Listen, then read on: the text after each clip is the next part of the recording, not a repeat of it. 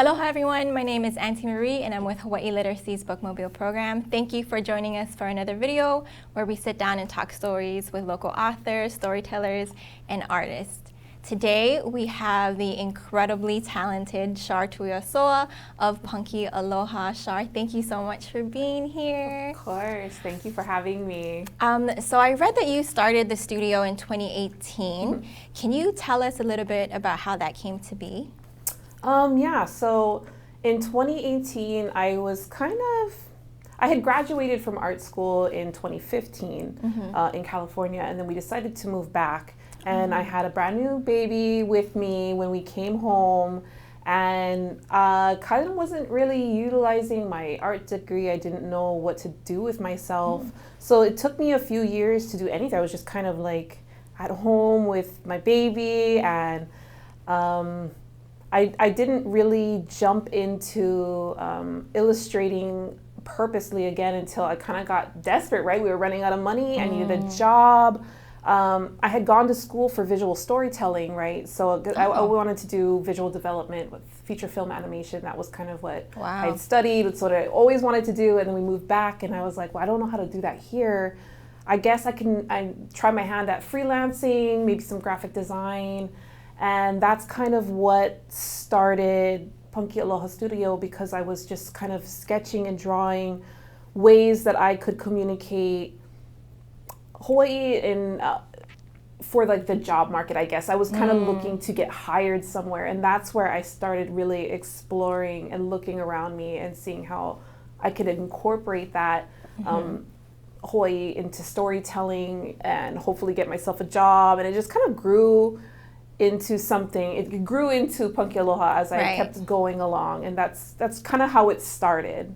I'm curious to know, like, when you left for California to go to school, did you always intend on coming back home, or was that decision, did it come later? Yeah, I didn't. I don't think, and I think that wasn't because, I don't want to come home. I just kind of thought like, my dream is to do this thing, and this thing exists in California. So I thought like that was the pipeline, right? To go to art school and then go get your internship and then go work at the studio, and then you just stay there and I can come back and visit. But it didn't really work out that way because I had a child. When I was a senior in my senior year in art school, I had a baby, and my partner, he's a local boy, and he was like, I don't want to raise my family here in the States. I want to go back to Hawaii where I'm from, where we're all from, and that's just what we're gonna do. And we just decided as a family, like, okay, we'll go make it work, go back home. I mean, there's no complaints about coming back home. My whole family's here, and it's Hawaii. So it was kind of just a family decision, and we were just gonna figure it out.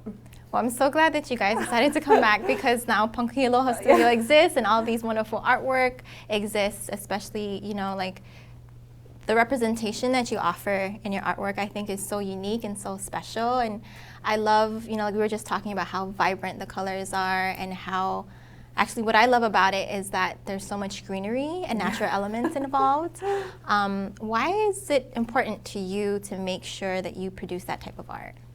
I think because when I was starting to draw, when I came home, it was kind of my response to just looking at some of the boutiques and the touristy shops and stuff, and I was just like, I'd love to give my perspective on what would my artwork look like, not coming as someone who's catering to tourists or whatever, just like, what's my story as a local girl? I just want to know what that might look like. And so that's kind of, it was important to me to represent just what I knew of living here.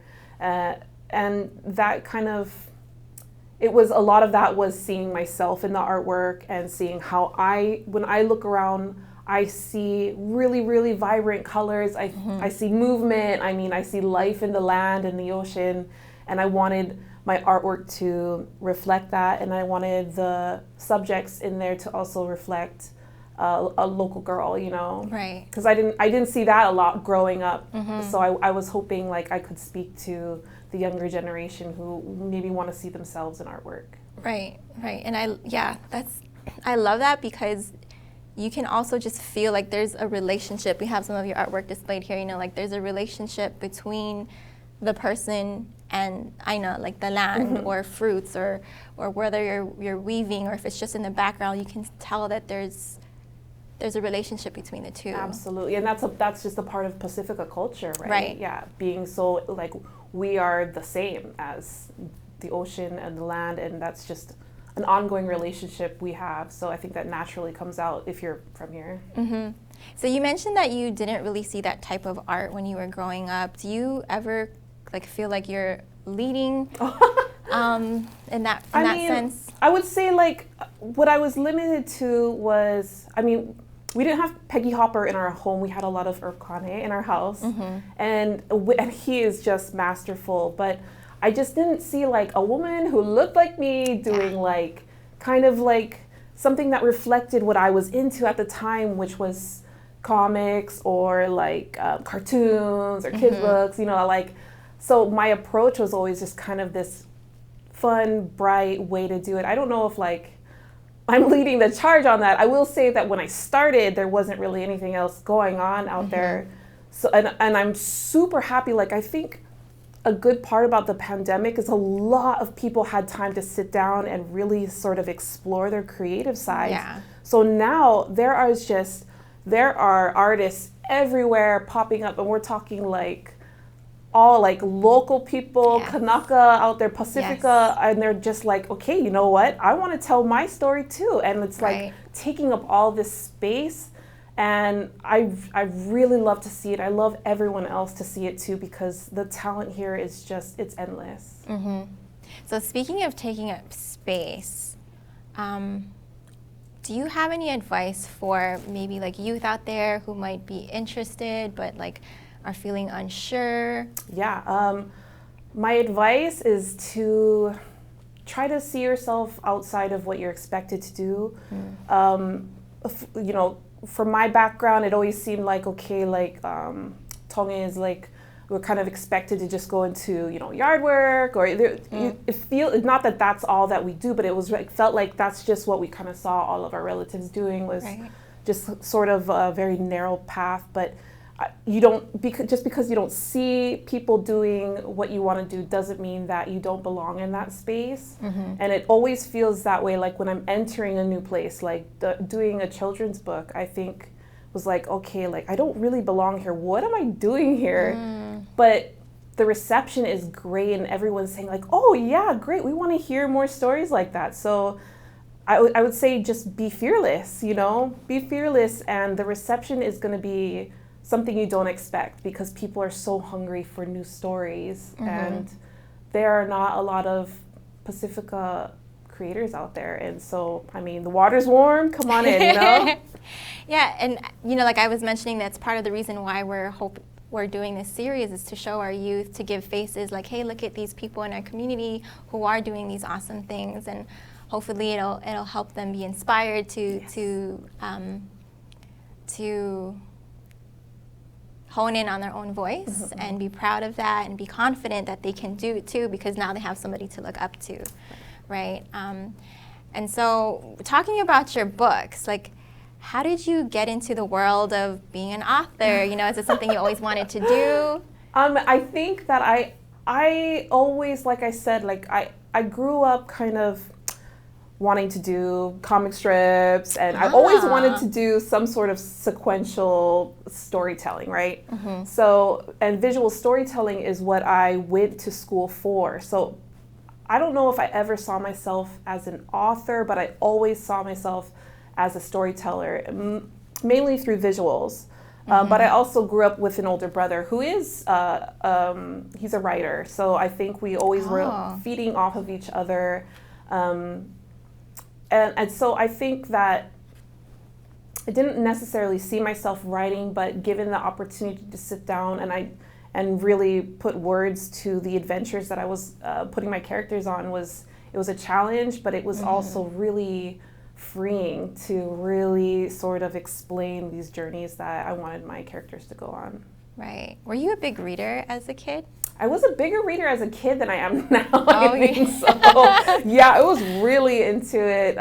What kind of things were you reading back I then? liked fantasy. I was really into yeah. fantasy. So, you know, like The Hobbit, I was really into this series called Talking to Dragons. And I think that that kind of world building place that I loved, just going on these big, you know, hero's journey adventures was something that I just gravitated to. And it's something that I still love today. And I think just kind of disappearing a little bit into these worlds where there's these characters that don't exist, but, you know, especially living in Hawaii, it's kind of like, you know, if you look into the mountains, like that's your own like fantasy world. So I kind of like the two sort of played off of each other. And to this day, fantasy is still something I enjoy. I think that it kind of plays itself into real life, just adventures, you know.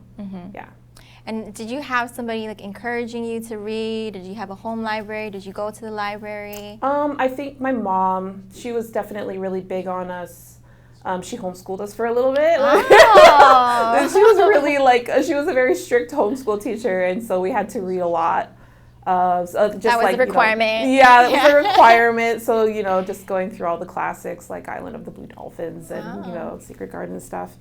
But yeah, as I grew older, I think because life happens, you just kind of stop and then your interests sort of change a little bit. But yeah, it's always nice to still sit back and take a few days to like kind of quickly go through a short book or something, or just dive back into that world just to like take a break from the outside world, you know? Right. So now that you are an author, what is like your greatest joy, or what are you looking forward to the most about being an author or just a storyteller? Oh, now that I feel like this is the role, I'm finally here, you know, I think I'm super excited to explore different ways to tell stories and to weave into like just local culture, Hawaii culture, Pacifica culture, just weaving all of these different ideas and storylines into books that the whole world can read and resonate with. That's amazing, and like we're so excited to have those books because, you know, we pride ourselves at the Bookmobile in filling up our shelves with books that kids can see themselves reflected in, but then also have other types of books where they can see into the worlds of other children from other parts of the world. And so we're excited for your book to come out. Can you tell us about the book? Yeah, and it's a really simple kids book. I wanted it to be kind of reflective of a little bit of my life. So the main character, Punky, is really based on me as a kid. And she's a very adventurous kid, but she's also extremely shy, and her grandmother, who is her best friend, is making banana bread and she needs butter. So she sends her off to the market to grab butter, and it's just about Punky being really afraid to meet new people along the way, but she goes on this adventure where she sort of learns to show love to other people, give aloha to other people, and how that is reciprocated. And I love how there's that intergenerational relationship in there too. Was that something you really wanted, like you intended to do, or it just played out that way? I think it was certainly something in my mind to want to include because of my relationship with both my grandmas, but also something I witnessed so much.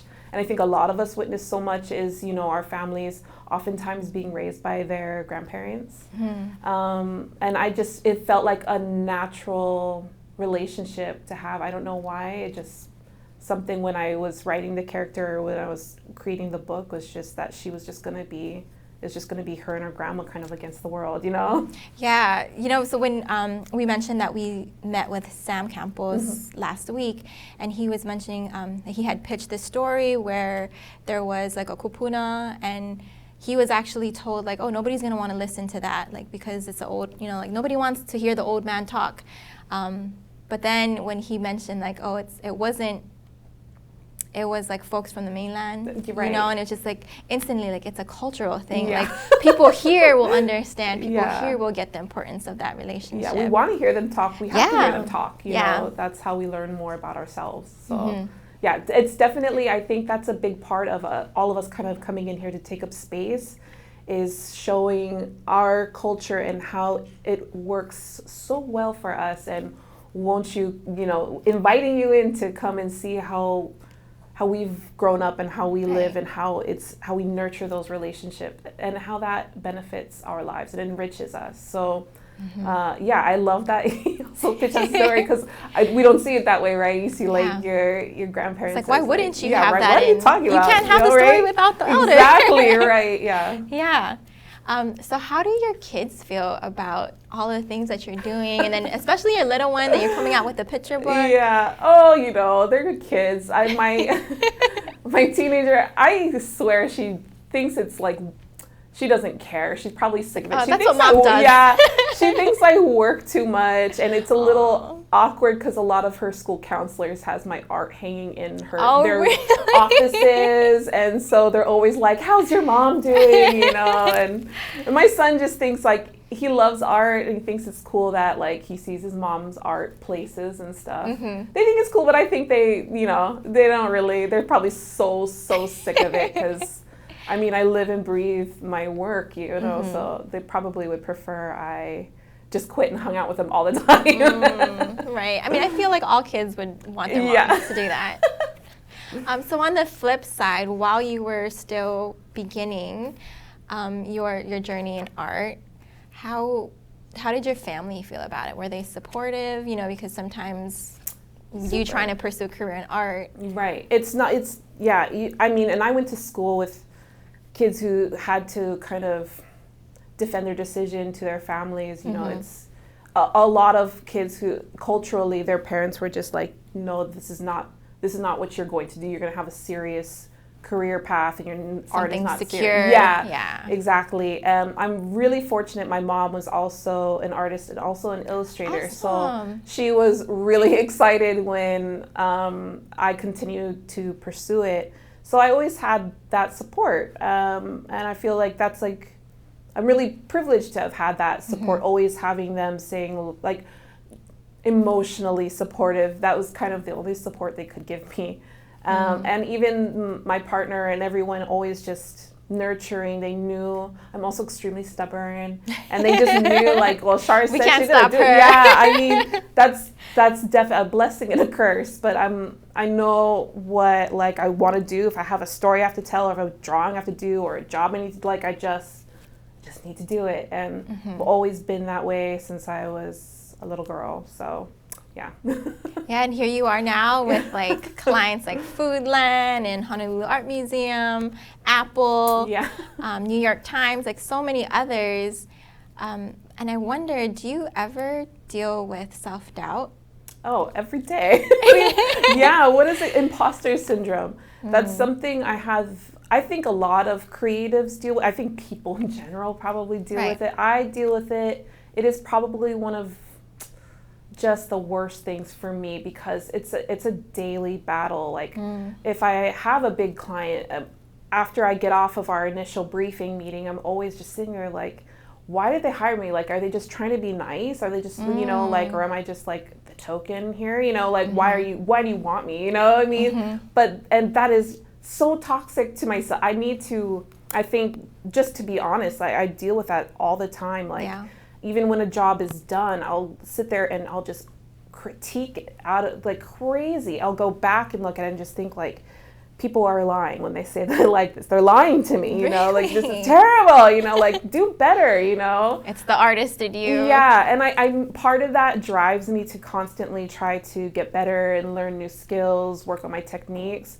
But a lot of that also is like not great, because you don't want to always think like you're not good enough and you don't belong in the space you're in. But I think that's a lot of that has to do with not feeling like I belonged here when I started my journey. Right. So I think that's like a lot of generational stuff that we have to break down. That's the bigger picture, the importance of taking up space. Right. That's exactly what I was about to say. Yeah. That's part of it, right? It is. And I think that, that's something that a lot of us are just going to have to heal. But hopefully, because we're doing the work, then the younger generation will be like, well, of course I belong here. Look, so-and-so and so-and-so did it, Right. Yeah. So with your work, being so impactful, especially here in Hawaii. Is there a certain, like if you could leave a legacy with your work, like what would it be, or what would you hope people remember or take away from your work? I don't know. I think something the impression I want to leave on the younger generation is knowing your culture or knowing your history, and also kindness and love, aloha, just being very genuine and true to everyone around you, because the payback is just, you can't put words into it, it's love. And I want everyone to look at my work and think, that feels kind and warm and fuzzy. Yeah, our ED actually, she says, like, when you look at her work, it's a feeling that you get. Oh, I love that.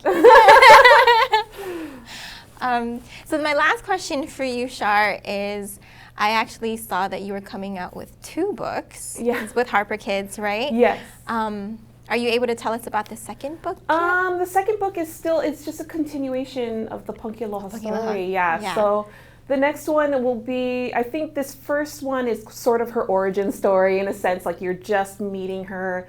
And the second one, I think we're really going to start diving into ideas and the ethos of Pacifica people, and how I'm going to weave that into. So exciting. Yeah, and it's a way of like just, we have these standards in our cultures, and how am I going to tell that story in a way that kids around the world can relate to, you know?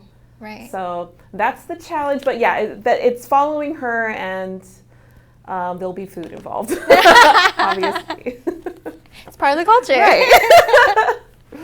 So with that, is there like a certain story that you want to tell with Punky? Oh, like overall? Yeah. I think the overall story is really, again, just I always go back to aloha, but really just our connection with one another, and with the land, and with the sea, and with nature, and how does that make us better people? How does that make us a stronger society? Right. I think that's the overall goal with telling these stories and sharing that with the kids, right? Yeah. So they can grow up with those ideals. Right. Well, thank you so much, Shar, for your time. Before I let you go, though, is there anything else you'd like to share with us? Nothing I can think of. I'm just really excited for it to come out, and to continue to share and continue to see more of the amazing talent we have in Hawaii come up on stage with me, you know? Right. Ditto. And we're excited for the series. Yeah. Now I'm invested. Yes. Now I'm waiting for like the 3rd, 4th, 5th book to come. Let's hope. Thank you again, Shar. Yes, this has been great. Thank you. Bye.